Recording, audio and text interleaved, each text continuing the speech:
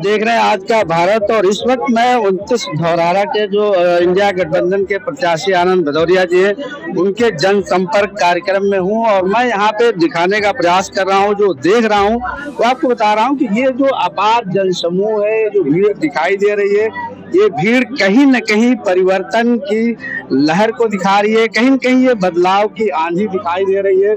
इस परिवर्तन का जो लहर है, जो बदलाव की आंधी है, उसके पीछे क्या योजना है, क्या रणनीति है और क्या कार्य योजना है, हम बात करेंगे अपने आनंद भदौरिया साहब से और जानने का प्रयास करेंगे।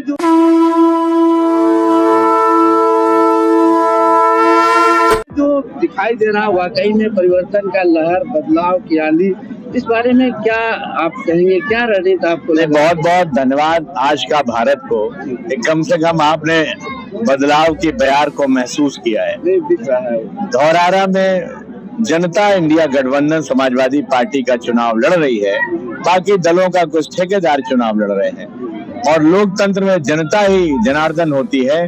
और जनता ने इस बार तय किया है कि साइकिल दिल्ली जाने वाली है, बाकी सबकी जमानत जब्त होने वाली है।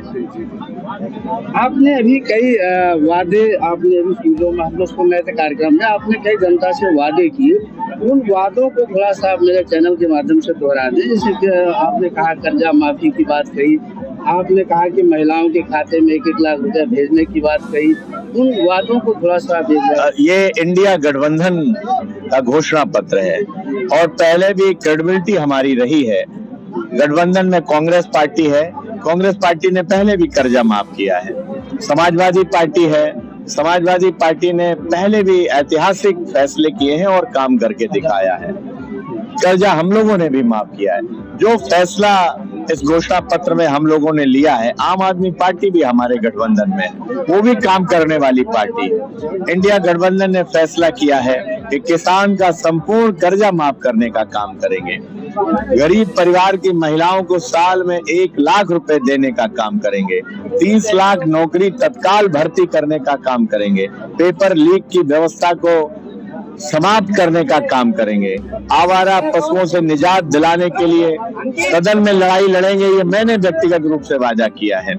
फ्री डाटा और फ्री आटा भी देने का काम करेंगे और तमाम ऐसी योजनाएं हैं जिनको लागू करने का काम इंडिया गठबंधन करेगी। ऐसा घोषणा पत्र में हम लोगों ने वादा किया है और हमें भरोसा है कि जनता ने हाथों हाथ इस वायदे को लिया है, घोषणा पत्र को लिया है, क्योंकि जनता के उम्मीदों का गठबंधन है और जनता को भरोसा भी है कांग्रेस समाजवादियों के ऊपर, इंडिया गठबंधन के ऊपर। क्योंकि जो कहा है आम आदमी पार्टी हो, चाहे समाजवादी पार्टी, चाहे कांग्रेस पार्टी, जो कहा है हम लोगों ने वो करके दिखाया है। और बीजेपी के घोषणा हवाई घोषणा है, जुमले हैं उनके पास 10 साल में।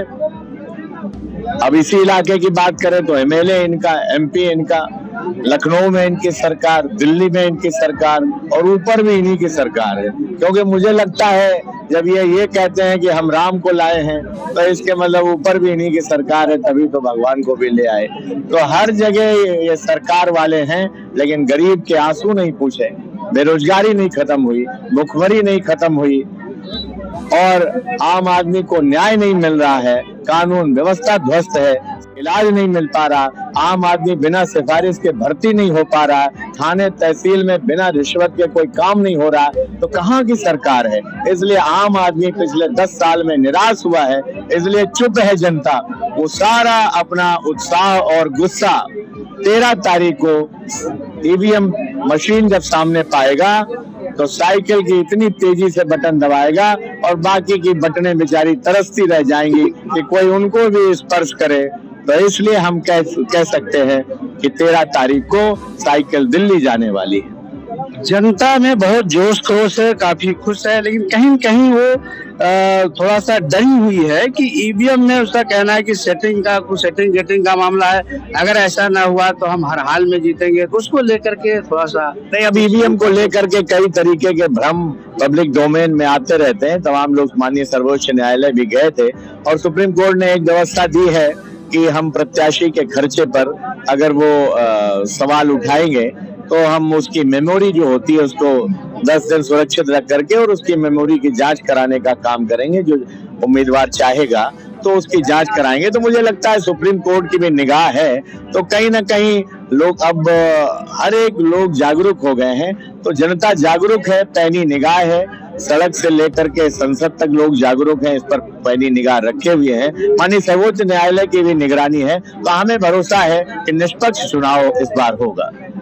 तो ये आनंद भदौरिया साहब थे हमारे साहब। आपका साफ साफ कहना है कि चूंकि निष्पक्ष चुनाव होगा, जनता का पूरा भरोसा है और कहीं कहीं ये पूरे ओवर कॉन्फिडेंस फुल विश्वास में लग रहे हैं और विश्वास से धरे हुए हैं। इन्हें लग रहा है कि इनकी सरकार बनेगी और पुनः सत्ता में वापसी होगी, क्योंकि जो भीड़ है, जो बदलाव है, जनता का जो मूड है वो पूरी तरह से बदलाव के मूड में है, बदलाव की लहर दिखाई दे रही है। क्या